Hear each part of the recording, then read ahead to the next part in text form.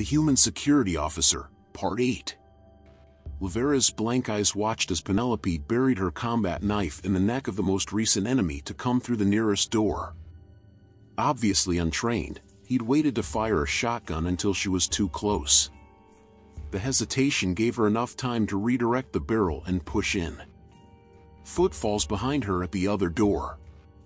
With barely a thought, she let go of the knife, grabbed the shotgun, and wheeled around while crouching. 2 bullets whistled over her head. She held an older model tactical G70. 6 shells. 1 fired already, so 5 left. 10 yards to the doorway. She leveled the barrel and squeezed the trigger. He took no more than a few steps into the room and wore no body armor. Red mist. His corpse fell backward against a desk. Penelope racked another round as she closed the distance and moved further out of line with the door. The second set of footsteps tried to peek around the doorframe with a rifle. At that distance there was almost no spread. Penelope put their left shoulder on the hallway wall behind them. Finally, her eyes opened. Sweat ran down her face and she pulled her heart rate back down. Slow, controlled breaths helped ground her. She was on the blue Nebula. The past was the past again. Taking a deep breath, Penelope sat up and rubbed the sleep from her eyes. What time is it? Pulling her hands from her face, her watch read 0400. She finally got into sleep around midnight. 4 hours of sleep. Less than she'd have liked. She still felt tired, but there was no way she was getting back to sleep now anyway. She knew Deeg's people needed sleep similar to humans. Gareth seemed not to need sleep. He was always on the bridge, so he'd probably be there now, but he was no candidate for conversation. Maybe Tunny T was up? They were clearly curious about humans too, so why not pull her mind off things with a little talk of biology? She pulled herself out of the small bed and threw on pants and a shirt and headed right out her door. Hooking around past the bridge, Tunny T's little makeshift lab was right ahead.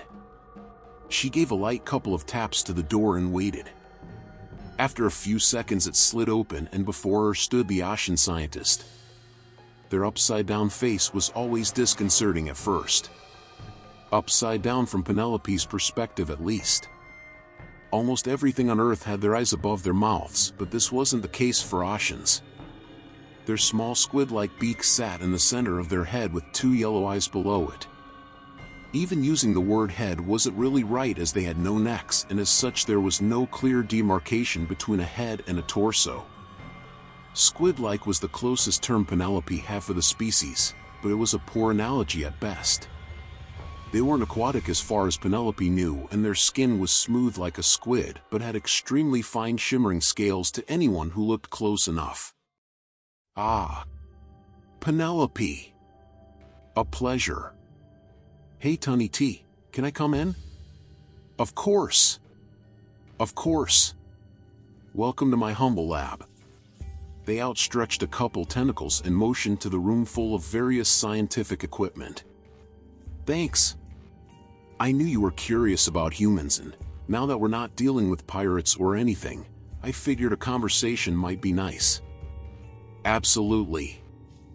I must apologize if I pressed you too much in previous days. I've heard much of your people but had little means of confirmation, and you're quite fascinating biologically speaking. For instance, I'd heard that humans required a longer resting period, but it would seem that is actually correct. Generally about 8 hours of sleep is the norm. I'm just finding it hard to sleep is all. Interesting. Are there negative effects attached to sleep disruptions in humans?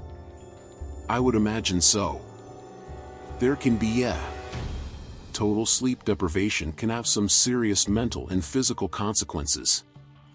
A day or two is not so bad even for your average human, and I've been trained to stave off its effects. Any more than 48 hours straight and you start to create real problems, training or no. You know, rest assistance is one thing I help a few crew members with.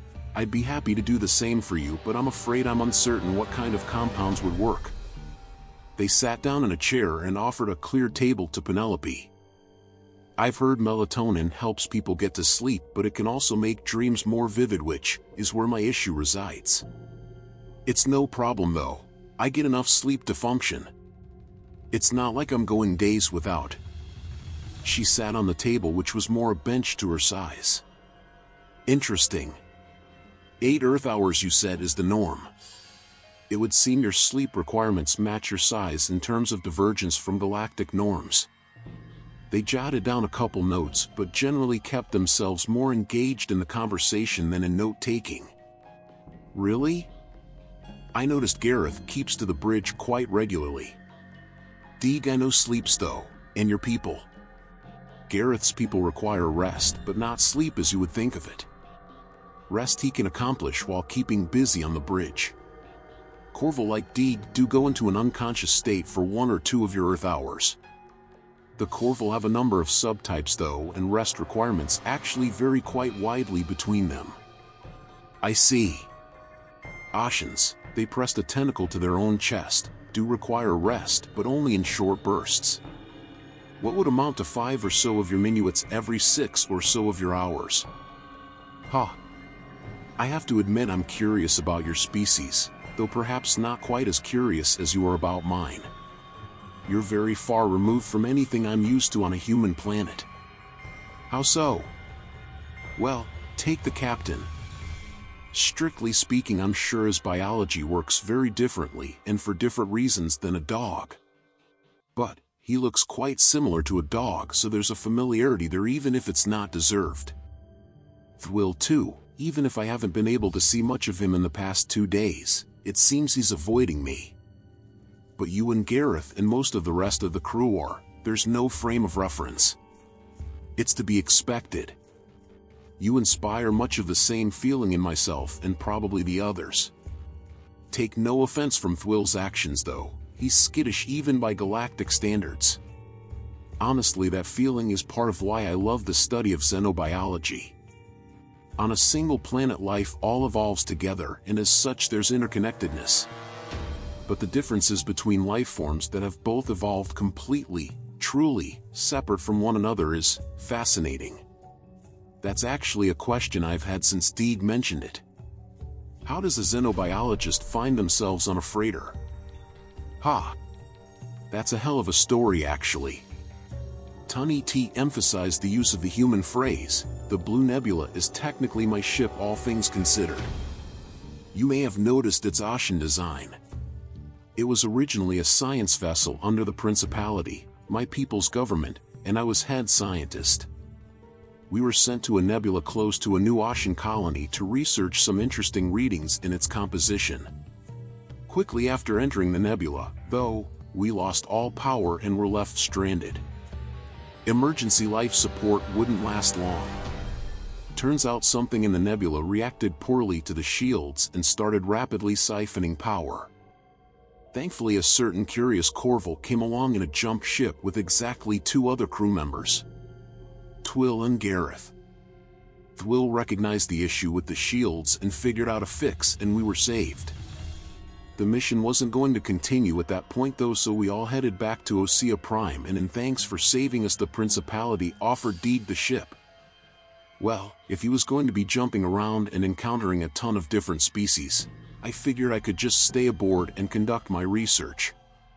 So they refitted the ship, I kept my lab, and now Deeg has something better than a jump ship for hauling cargo. But how did the name Blue Nebula come up? Penelope asked. Well, the nebula, to you or me, would look a bright purple from a distance, but Deeg's people can't see that section of the electromagnetic spectrum. They're limited from yellow to blue. To him the nebula looked at best a dark blue, I would think. I would correct him, but he just kept saying the Blue Nebula, and it just stuck eventually. He does have a stubborn streak to him, doesn't he? Penelope chuckled. Indeed, he does, they responded. Well, you've answered a question of mine, so it's your turn. I'm open to anything, just know I'm no expert even though it's my own biology. Understandable. Okay, your people have made a name for themselves in a short period of time, not just for size, but for strength as well.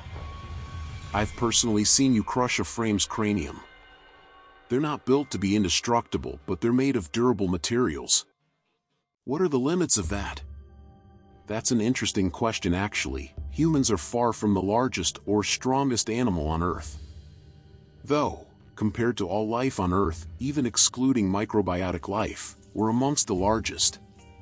To the point we're considered megafauna, so I guess we shouldn't be surprised most alien life is so small. Statistically speaking, the chances are just higher for one of a few million small life forms to evolve intelligence than it is for one of a few thousand larger life forms. I suppose they said as they pondered the math on that.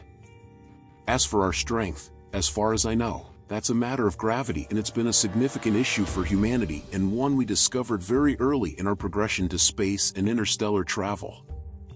I wouldn't call us a physically strong species as much as I would an adaptive species that adapted to a significant gravitational force.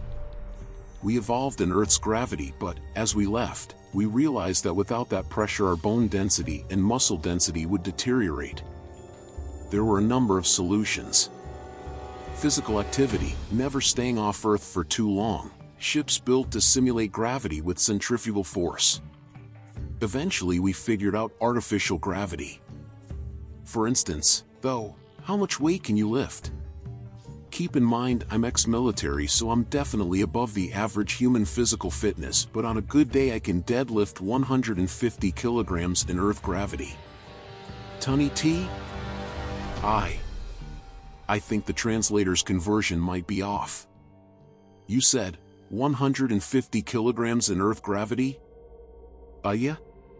That means in normal gravity you would be able to lift perhaps twice to 3 times that? Normal for you, I suppose. Walking around the ship for me feels almost like I'm floating Tunny T. That's incredible.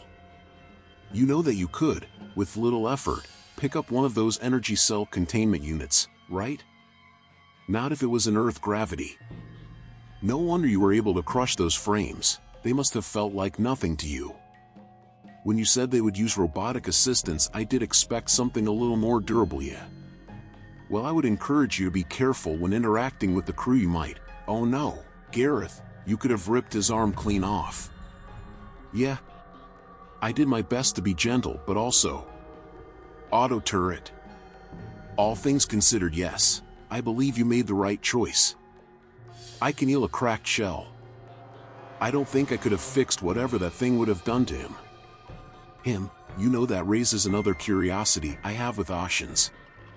You're the only one I've ever met, and the crew seems to refer to you without gendered pronouns. Are Oceans asexual? Do you just have no concept of gender in your culture? Maybe it's just a mix-up with the translator. Tunny T flashed their version of a smile. It's a somewhat complicated subject. Yes, we do reproduce sexually. In fact, my people have 7 different sexes. Or what you would refer to as a sex, their biological role in the creation of an offspring. What? Indeed. Look, we find your lack of different sexes to be quite confusing, as well as your lack of a simple biological process to transition between them. You're telling me you can just transition as you like between 7 different sexes? Penelope had to consciously close her mouth. Quite easily, in fact. As you see me now, my skin is purple hue, yes? Yes. Well, that's how you can tell the sex of an Ocean. Currently I cannot provide genetic material, nor carry an offspring, nor produce food for that offspring. I have no reproductive organs. If I chose to, I could induce a short metamorphosis within my body. The only outward change would be color. Inward, though, I could grow one of 3 different organs for providing genetic material for the creation of the offspring. I could take on one of 2 different organs for carrying that offspring to term. Or, I could grow the organ that produces the food for an infant after it's born, but before it can take in nutrients on its own. That is insane. Your binary spectrum seems quite insane to us. Especially vulnerable. Vulnerable? What do you mean? Well, what if, say, Half of a given population was wiped out, but it happened to be predominantly males. I think I'd be fine with that, honestly. Penelope gave a wry grin. Jokes aside, it would take generations for you to recover, and there'd be issues with genetic variability, I would imagine. If the same thing happened to an Ashen population, we could recover our numbers in a single generation. I suppose so. The ability to change your sex as desired would have made human history a bit simpler, perhaps. Indeed. This process takes how long? A day or two. I'll probably be going through it sometime soon. It's generally held as healthy to transition a couple of times. Some health issues have a higher chance of surfacing if one doesn't for too long. Which would you choose? I'm not sure. It really doesn't matter too much, as I have no intentions of producing an offspring right now. I've been capable of carrying a child before. I believe that's the female's job by your standards. But I've also been the second means of providing genetic material, which I think you consider more male. Your binary spectrum really doesn't translate well. I would guess not. Oh. You know what? I came into possession a fair bit ago of and I hope I'm saying this correctly, coffee beans? A human food, yes? Coffee? Oh, thank the stars.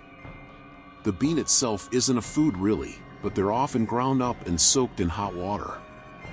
This creates one of the most popular drinks in human history. I would like to try this drink. Tunny T immediately got up and made for a cabinet. It has a lot of caffeine in it, and I'm not sure what else. I really don't want you poisoning yourself. We're in a laboratory. There's no need to worry. I'll screen it for toxins. You, however, will be in charge of the creation. Okay then. I need a way to turn the beans into powder, a filter, hot water, and cups. Excellent. Tunny T quickly learned that coffee was not harmful to Ashens in small quantities, and after it had cooled significantly. This didn't matter much, however, as coffee ended up being an acquired taste Tunny T was fine not acquiring. Nevertheless, the two spent the rest of the early morning in conversation good enough even to clear Penelope's mind of the nightmares she'd woken from.